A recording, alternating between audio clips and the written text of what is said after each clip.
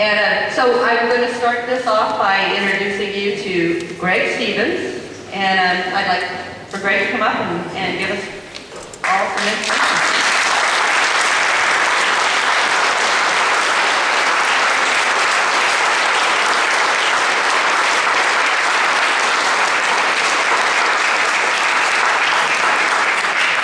Thank you. Hello. I want to thank you. Excuse my voice. I got caught in the rain this last week. I want to thank you for your service that is radically returning America, not radically transforming America. I'm a proud member of the Independence Caucus, or iCaucus now, for over a year, or joined last year. And I daily read all of your posts, because that's what my campaign's been all about. I've traveled across the district, I've listened to the concerns of we the people. I've recorded many of them on video and placed them on YouTube and on my website. And there's been a common theme that I've heard. It's just how out of touch the mainstream politicians, Republican and Democrat, really are. Sure, it's taxes and it's immigration, but it's a lot deeper than that. It's representation, not elitism. Here's what I've heard over and over and over at malls and shopping centers and construction sites. They don't feel that they are represented or listened to at any level, be it federal, state, county, city, or their own homeowners association for that matter. I've had a lot of fun riding over the years, motorcycles with my friends, my Harley buddies. And for the past 8 years, on my vest has been a patch right here that says, "Don't tread on me." It's always been there. And so I was Tea Party before Tea Party was cool. I want to briefly tell you about myself very quickly. I'm a Desert Storm veteran. I served in the United States Air Force. I also worked the Oklahoma City bombing in April of 1995. And those two experiences have given me an understanding of terrorism and the results of political appeasement where it's concerned. I'm married. I have 4 children. My oldest daughter is serving with her husband in the United States Air Force. Currently in Germany. My wife Michelle and the other 3, Madison, Matthew, and Mitchell, are with me today. And as a pastor and president of a nonprofit organization, I've had the opportunity to assist our fellow Californians in coping with the policies that the career politicians in Washington and Sacramento have handed them. Dean Sears is such a man. Dean is in his late 50s. He had to decide whether to leave family and friends and lifetime acquaintances because his corporation couldn't stay in California anymore.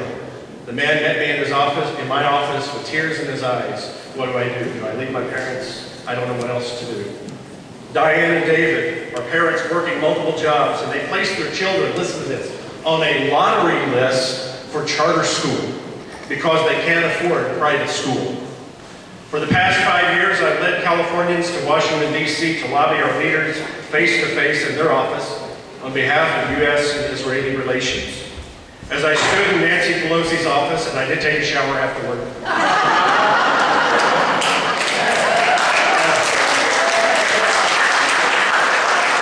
as I stood in Pelosi's office, Boxer, Feinstein, Filner, Davis, and many others, I became more and more aware this last year of just how out of touch the mainstream politicians, that's my word, are really in their life. It's the same thing in our state government too, and that's why I decided to run. Not for another job, I don't need that, and not for a stepping stone to something else. I understand it, you understand it. We're we the people, and we the people deserve better.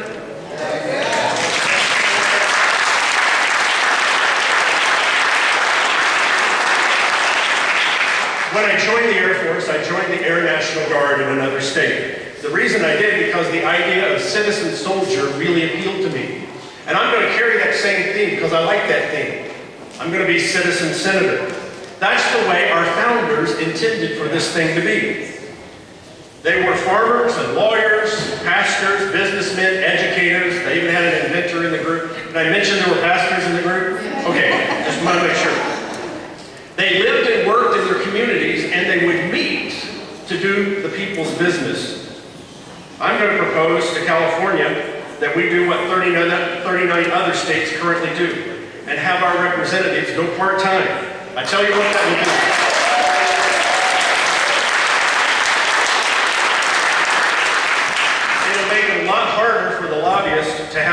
access, and it will give you more access. That's why iCaucus is so important. I'm a conservative. So are all my other opponents in this race. And here's what they're going to do. They're going to position themselves right of Reagan and equal to Jesus in virtue.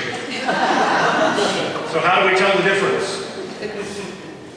I'm going to admit something to you. I like NASCAR. My son Matthew got me into it. One of the things I like about NASCAR is all of the patches. For me, it's a neat thing, all the patches on the jackets and on the cars. At a glance, you know who their sponsors are, and you know where that driver's loyalties are. I think it would be a great idea if our elected representatives had to wear patches on their suit jacket of who sponsors them.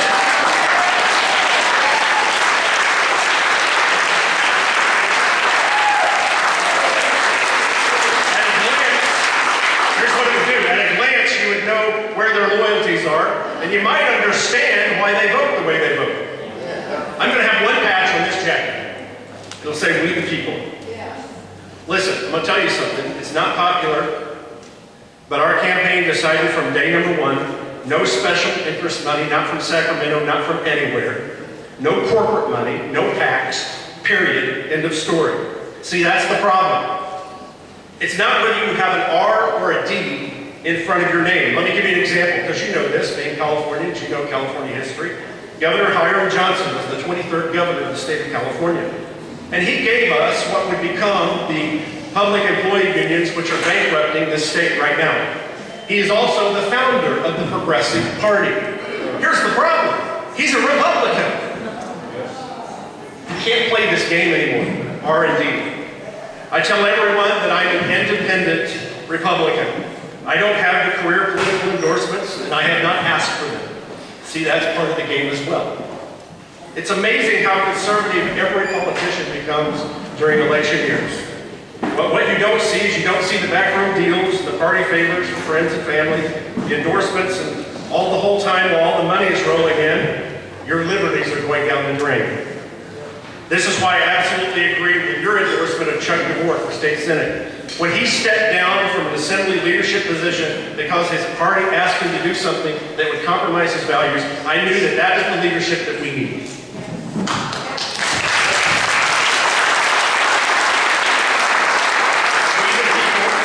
the people deserve better, and we found it in Chuck. I was asked a question, will I ever vote against the majority of the people in my district?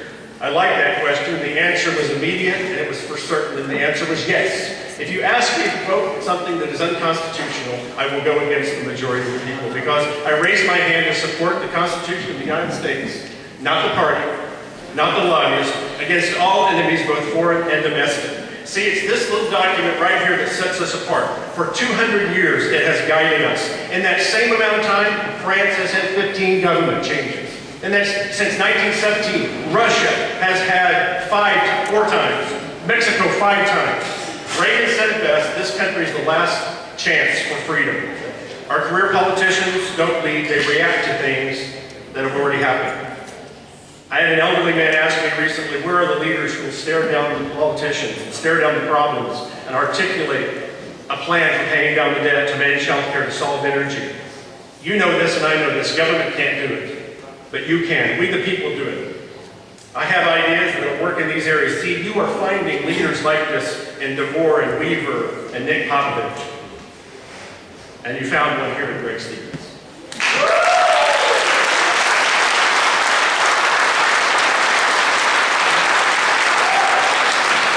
I am running because the mainstream politicians, Democrat and Republican, have taken us to the place we're at now.